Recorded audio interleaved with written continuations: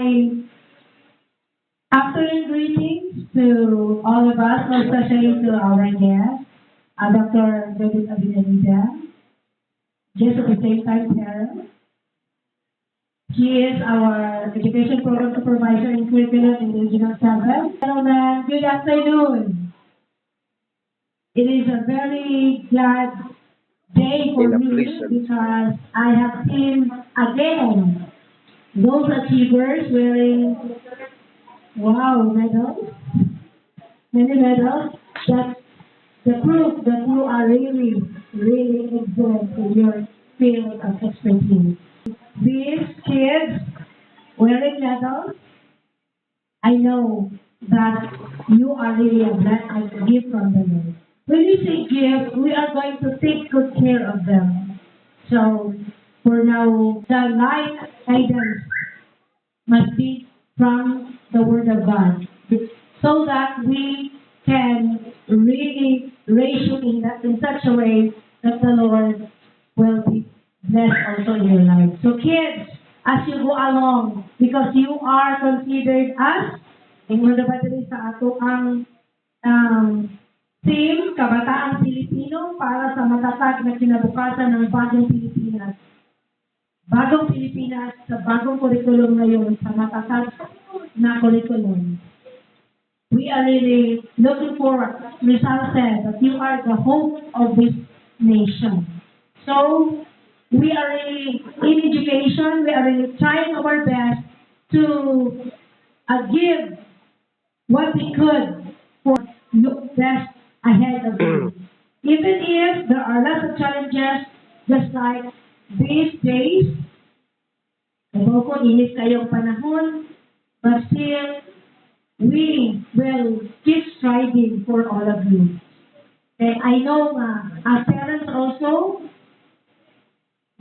good for you here, all of you in the classroom, unlike us in the public school, naghuot din mo, word, naghuot din, but we keep striving, keep moving on because of our learners. Because, again, we are treasuring you. You are the gift from the Lord. So, my plea to these kids, keep obeying your parents to the aspects of your lives.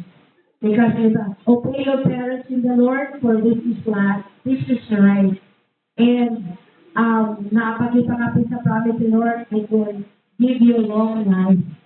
So, ganahatag long life, we are going to respect. The word yun, ang dako yun is honor your mother and your father, according to the students. No? So, as you go along, you are going to travel to the next level of your education. Always remember that your parents are always there, your classmates, the educators, the community. As we said, that it takes a village to educate a child. All the people in the community will help in molding you. And please, always be thankful. Dito sa kalimot na magpasalamat. Because, dili kakabot kung asa ta kung wala ng sinan. Adonai Asian Academy, to the teachers and administrators say, thank you, ma'am, thank you, sir. Because I know, dili po na sila lalim, gabi na panahon atong pandemic, panahon sa karong panahon na, pwede dili lalim, but we keep on standing up because we really wanted to show to you that we really care. Kung sa kuan pa, o sa gift pa ka na, kung pwede pa ng murang mong baso nga mo ang tingin na dili mo bukas. Hindi na aming pag-amping. So, keep, mo sa kung kuan ninyo no, keep trusting, above all, trusting the Lord, because whatever plans that we are going to do, He will bless us if we are going to trust in Him. So, ngayong kabataan, kayo ang kinabukasan sa bagong Pilipinas. Let's move forward. Let's keep going to the next level. With the help of God, we will be, and you will be successful because we are here. Mo push you up. We are going to take good care of you. Just be obedient to all of those people around you. Respectful and be obedient. God bless you.